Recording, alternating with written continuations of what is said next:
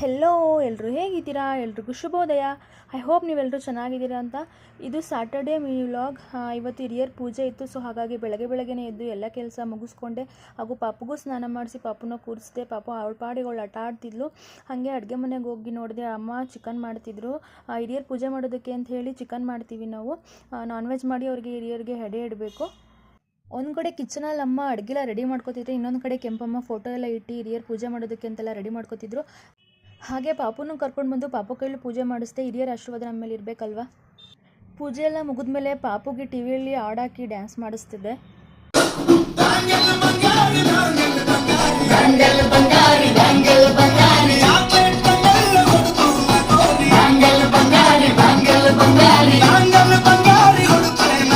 ಪಾಪುಗೂ dance ಮಾಡಿ ಸಾಕಾಯಿತು. ನಮ್ಮ ಮಾವ ಇಟ್ಕೊಂಡು ಹಾಡು ಹೇಳ್ತಿದ್ರೆ ಅವಳು ನೋಡಿ ಕ್ಲಾಪ್ಸ್ ಆಗ್ತಿದ್ದಾಳೆ.